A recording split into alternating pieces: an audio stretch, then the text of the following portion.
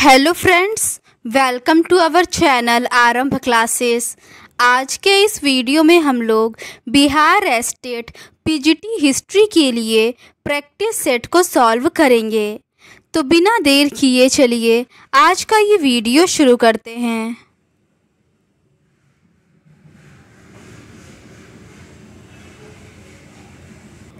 इस practice set के ऊपर के 50 क्वेश्चंस का डिस्कशन हम लोगों ने इस सीरीज़ के प्रीवियस पार्ट में कर लिया है। आज हम लोग उसके आगे के क्वेश्चंस का डिस्कशन करेंगे। क्वेश्चन नंबर 51 है, निम्नलिखित में से कौन सा अधिकारी अपने प्रांत के जिलों के संग्रहण को नियंत्रित करता था? इसका सही आंसर है ऑप्शन ए, समाहर्ता। समाहर्ता राजस्व विभाग का प्रधान अधिकारी होता था। सन्निधाता राजकीय कोषाध्यक्ष था। सेनापति युद्ध विभाग का मंत्री था। युवराज राजा का उत्तराधिकारी होता था। प्रदेष्टा फौजदारी न्यायालय का न्यायाधीश था। व्यवहारिक दीवानी न्यायालय का मुख्य न्यायाधीश था। अगला प्रश्न है, हड़प्पा छवियों और लेखन का मुख्य स्रोत कौन सा है? इसका सही आंसर है ऑप्शन ए, मोहर। सैंधव लिपि एवं सैंधव धर्म की अधिकतम जानकारी मुहरों से ही ज्ञात होती है। मुहरों को ही हड़प्पा संस्कृति की सर्वोत्तम कलाकृतियाँ माना गया है। अगला प्रश्न है, कांग्रेस के किस अधिवेशन में जवाहरलाल नेहरू द्वारा पूर्ण स्वराज को अपना लक्ष्य बनाया गया? इसका सही आंसर है ऑप्शन ए, लाहौर अधिवेशन। कांग्रेस के कलकत्ता अधिवेशन में ब्रिटिश सरकार को दी गई 1 वर्ष की समय सीमा समाप्त होने के बाद 31 दिसंबर 1929 ईस्वी को कांग्रेस के लाहौर अधिवेशन में पूर्ण स्वराज की मांग की गई, जिसकी अध्यक्षता पंडित जवाहरलाल नेहरू ने की थी। इस बैठक में निर्णय किया गया कि 26 जनवरी 1930 का दिन पूर्ण स्वराज दिवस के रूप में मनाया जाएगा। अगला प्रश्न है, निम्नलिखित में से किस आंदोलन के दौरान सत्याग्रह, बहिष्कार और जन विरोध के कई अन्य कारगर तौर तरीकों का विकास और प्रयोग हुआ? इसका सही आंसर है ऑप्शन ए, बंग भंग विरोधी आंदोलन। अगला प्रश्न है, निम्न में से कौन गैर कांग्रेसी आंदोलन था? इसका सही आंसर है option C, all India depressed classes mission society of India. अगला प्रश्न है, नीचे 2 कथन दिए गए हैं, एक अभिकथन के रूप में लिखित है तो दूसरा उसके कारण के रूप में। अभिकथन है, जून 1857 के अपने एक्ट 14 में कलकत्ता में गवर्नर जनरल की सर्वोच्च परिषद ने विशेष आयोग को 1857 के विद्रोहियों को पकड़ने और दंडित करने का असाधारण अधिकार दिया। कारण है, causes of the Indian revolt में उस समय के सब जज रहे सर सैयद अहमद खां का प्राथमिक उद्देश्य मुसलमानों की निष्ठा दिखाना था, जिन्हें विद्रोह के बाद के वर्षों में संदेह और नापसंदगी से देखा जाता था। उपरोक्त कथन के आलोक में नीचे दिए गए विकल्पों में से सबसे उपयुक्त उत्तर का चयन कीजिए। इसका सही आंसर है ऑप्शन बी, ए और आर दोनों सत्य है, लेकिन आर ए की सही व्याख्या नहीं है। अगला प्रश्न है, काल कोठरी या ब्लैक होल की घटना कहाँ घटी थी? इसका सही आंसर है ऑप्शन डी, कलकत्ता में। बंगाल के नवाब सिराजुद्दौला ने कासिम बाजार की ब्रिटिश फैक्ट्री पर कब्जा कर लिया और फिर कलकत्ता आकर 20 जून 1756 को फोर्ट विलियम पर कब्जा कर लिया। नवाब ने बहुत से अंग्रेज़ों को बंदी बना लिया। उसने एक ही कमरे में 146 अंग्रेज़ों को बंद कर दिया, जिसमें से केवल 23 लोग ही जीवित बच सके। इस हत्याकांड को ब्लैक होल की घटना के नाम से जाना जाता है। इस घटना के जनक हॉलवेल थे।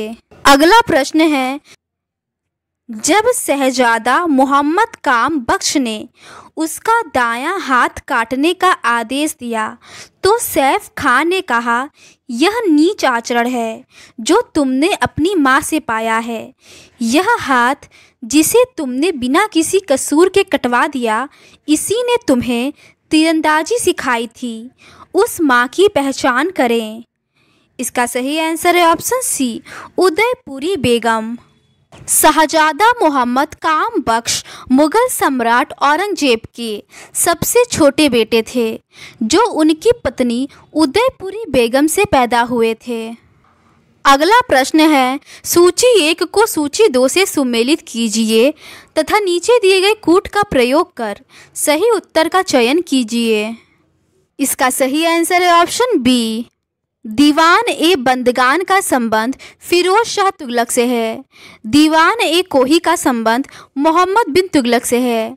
दीवान ए अर्ज का संबंध गयासुद्दीन बलबन से है और सराय अदल का संबंध अलाउद्दीन खिलजी से है। अगला प्रश्न है, पुनर्जागरण काल का सबसे प्रथम मानववादी किसे कहा जाता है? इसका सही आंसर है option A, Francisco Petrarch. Francisco Petrarch का जन्म इटली में 20 जुलाई 1304 ईस्वी को हुआ था। ये इटली के महान विद्वान, कवि और पुनर्जागरण काल का प्रथम मानवतावादी कहे जाते हैं। अगला प्रश्न है, निम्नलिखित में से किस चोल शासक ने रामानुज को उत्पीड़ित किया एवं उन्हें अपने राज्य से बाहर निकाल दिया? इसका सही आंसर है ऑप्शन बी, कुलोत्तुंग द्वितीय। कुलोत्तुंग द्वितीय विक्रम चोल का उत्तराधिकारी शासक था। यह धार्मिक रूप से असहिष्णु था। इसने नटराज मंदिर के प्रांगण में प्रतिष्ठित गोविंदराज की मूर्ति को हटवाकर समुद्र में फिकवा दिया था और इस मूर्ति को रामानुज ने इसे पुनः प्राप्त कर इसे तिरुपति में प्रतिष्ठित किया था। इसी वजह से रामानुज को वह अपने राज्य से निर्वासित कर देता है। अगला प्रश्न है, निम्नलिखित में से किन स्थानों पर माना जाता है कि हर्ष ने 2 महान धार्मिक सम्मेलन किए? दिए गए कोड में से सही विकल्प का चयन कीजिए। इसका सही आंसर है ऑप्शन डी, कन्नौज और प्रयाग में। अगला प्रश्न है, निम्नलिखित हड़प्पन स्थलों में से कौन सा स्थल प्रारंभिक हड़प्पन चरण से संबंधित नहीं है? इसका सही आंसर है ऑप्शन डी, हुलास। अगला प्रश्न है, चंद्रगुप्त मौर्य के प्रारंभिक जीवन का विवरण प्रस्तुत किया गया है। इसका सही आंसर है ऑप्शन बी, महावंश टीका में। चंद्रगुप्त मौर्य के प्रारंभिक जीवन का परिचय बौद्ध ग्रंथ महावंश टीका से प्राप्त होता है। अगला प्रश्न है, निम्नलिखित में से कौन चर्च को एक बदनाम वस्तु कहता था? इसका सही आंसर है ऑप्शन सी, वॉल्टेयर। फ्रांसीसी दार्शनिक वॉल्टेयर ने चर्च को एक बदनाम वस्तु कहा है। वह फ्रांस के बौद्धिक जागरण का महान लेखक, नाटककार एवं दार्शनिक था। अगला प्रश्न है, संयुक्त राज्य अमेरिका में स्थापित होने वाली प्रथम अंग्रेज बस्ती का नाम बताइए। इसका सही आंसर है option C, Jamestown, Virginia. अगला प्रश्न है, निम्नलिखित में से किस सैंधव स्थल का नगर 3 भागों गढ़ी, मध्य व निचला नगर में विभाजित था? इसका सही आंसर है ऑप्शन सी, धोलावीरा। अगला प्रश्न है, निम्नलिखित में से कौन सी लिपियों को अशोक के शासन में पूरे मौर्य साम्राज्य में समान रूप से अपनाया गया था? इसका सही आंसर है ऑप्शन ए, ब्राह्मी लिपि को। अगला प्रश्न है, निम्नलिखित में से कौन वीरशैव संप्रदाय के संस्थापक के रूप में ख्यात है? इसका सही आंसर है ऑप्शन ए, बसव। वीरशैव या लिंगायत संप्रदाय की स्थापना अल्लभ प्रभु तथा उनके शिष्य बसव ने की थी। अगला प्रश्न है, स्वातंत्र्योत्तर भारत की तटस्थता की नीति को किसने अनैतिक निष्पक्षता की संज्ञा दी? इसका सही आंसर है option B, John Foster Dulles. अगला प्रश्न है, दिल्ली सल्तनत का प्रथम वैधानिक सुल्तान कौन था? इसका सही आंसर है ऑप्शन बी, इल्तुतमिश। अगला प्रश्न है, फरीद निम्न में से किस मध्यकालीन शासक का वास्तविक नाम था? इसका सही आंसर है ऑप्शन ए, शेर शाह सूरी का। फरीद शेर शाह का प्रारंभिक नाम था। अगला प्रश्न है, प्रथम आंग्ल मराठा युद्ध निम्नलिखित में से किन वर्षों के मध्य हुआ था? इसका सही आंसर है ऑप्शन ए, 1775 से 1782 तक। अगला प्रश्न है, अभिकथन है किसान असंतोष 1857 के विद्रोह के प्रमुख कारणों में से एक था। कारण है, अवध के लगभग प्रत्येक किसान परिवार का सदस्य ब्रिटिश सेना में था। उपर्युक्त दो कथनों के संदर्भ में निम्न में से कौन सा कथन सही है? इसका सही आंसर है ऑप्शन डी, ए और आर दोनों सही है और आर एक ही सही व्याख्या है। अगला प्रश्न है, स्वराज पार्टी के काउंसिल प्रवेश के पक्ष में निर्णय किया क्योंकि? इसका सही आंसर है ऑप्शन बी, वह 1919 के अधिनियम की कमजोरियों का पर्दाफाश करना चाहती थी। अगला प्रश्न है, निम्नलिखित गवर्नर जनरलों में से किसको दयालु विशेषण से संबोधित किया गया? इसका सही आंसर है ऑप्शन ए, लॉर्ड कैनिंग को। अगला प्रश्न है, वे चाहे खुद को मुसलमान, हिंदू या कुछ भी और बताते हो, जब वे बर्बर होकर निर्मम हत्याएं करते हैं तो उन्हें असहाय भाव से देखने की जगह मैं सर्वशक्तिमान से प्रार्थना करूंगा कि वह मुझे इस दुख भरी दुनिया से ले जाए। ये पंक्तियां निम्नलिखित में से किसकी है? इसका सही आंसर है ऑप्शन ए, महात्मा गांधी की। अगला प्रश्न है, निम्नलिखित में से कौन सा देश न्यूली की संधि से संबंधित था? इसका सही आंसर है ऑप्शन बी, बुल्गारिया। बुल्गारिया के साथ न्यूली की संधि पर 27 नवंबर 1919 को हस्ताक्षर किए गए। संधि में प्रावधान था कि मकोमिया का बड़ा भाग अर्थात पश्चिमी बुल्गारिया युगोस्लाविया के नए राज्य को दे दिया जाएगा। अगला प्रश्न है, रूस में नवीन आर्थिक नीति किसके द्वारा लागू की गई थी? इसका सही आंसर है ऑप्शन सी, लेनिन के द्वारा। यह नीति नवंबर 1917 ईस्वी से जुलाई 1918 ईस्वी तक जारी रही। अगला प्रश्न है, किस संधि के द्वारा होलस्टीन व सेल्सविग का प्रदेश प्रशा में मिला लिया गया? इसका सही आंसर है ऑप्शन सी, प्राग की संधि। ये संधि 23 अगस्त 1866 को हुई थी। अगला प्रश्न है, स्पिरिचुअल एक्सरसाइज पुस्तक का लेखक कौन था? इसका सही आंसर है ऑप्शन सी, इग्नेशियस लोयोला। अगला प्रश्न है, किस नदी के तट पर मोहनजोदड़ो की खुदाई संपन्न हुई थी? इसका सही आंसर है ऑप्शन डी, सिंधु नदी के तट पर। अगला प्रश्न है, मोहनजोदड़ो जिले में स्थित है? इसका सही आंसर है ऑप्शन सी, लरकाना जिले में। अगला प्रश्न है, निम्न को सुमेलित कीजिए। सूची 1 में यवन शासक और सूची 2 में उनका क्षेत्र दिया हुआ है। इसका सही आंसर है ऑप्शन डी, एंटियोकस प्रथम का सीरिया होगा, टॉलमी द्वितीय का मिस्र होगा, एंटीगोनस सेकंड का मेसिडोनिया होगा और मगस का साइरिन होगा। अगला प्रश्न है, पेरिप्लस मेरिस एरिथ्री की संभावित तिथि इनमें से कौन सी है? इसका सही आंसर है ऑप्शन बी, पहली दूसरी शताब्दी ईस्वी। अगला प्रश्न है, निम्नलिखित वक्तव्यों पर विचार कीजिए। कथन है, मिताक्षरा के अनुसार पिता अपने जीवन काल में अपने पुत्रों के मध्य अपनी संपत्ति का बंटवारा कर सकता था। कारण है मिताक्षरा ने पैतृक संपत्ति में पुत्र का जन्मना स्वतत्व स्वीकार नहीं किया। नीचे दिए गए कूट से आप सही उत्तर का चयन कीजिए। इसका सही आंसर है ऑप्शन सी, ए सही है किंतु आर गलत है। अगला प्रश्न है, निम्न युग में से कौन सा युग्म सही नहीं है?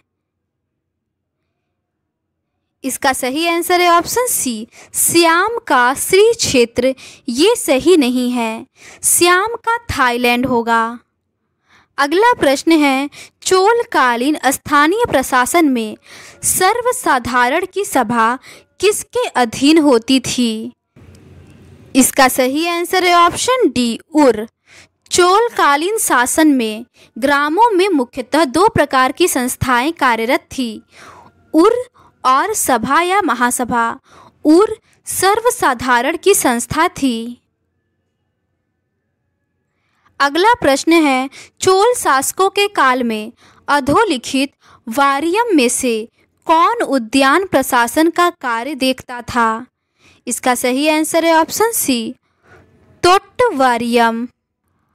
अगला प्रश्न है, निम्न में से कौन प्रबल विरोधी था जिन्होंने बैरम खां के पतन का मार्ग प्रशस्त किया? इसका सही आंसर है ऑप्शन डी, ये सभी। अकबर की धाय माँ अधम खां और जीजी अनग्गा और उनका पति शमसुद्दीन अतक खां। अगला प्रश्न है, निम्नलिखित में से राय सिंह ने कठौली के युद्ध में किसे पराजित किया? इसका सही आंसर है ऑप्शन सी, इब्राहिम मिर्ज़ा को। राय सिंह राठौर 1574 ईस्वी में बीकानेर का राजा बना। इसने मुगल काल में सेवा भी की थी। राय सिंह ने 1573 ईस्वी में कठौली के युद्ध में गुजरात के शासक इब्राहिम हुसैन मिर्ज़ा को पराजित किया था।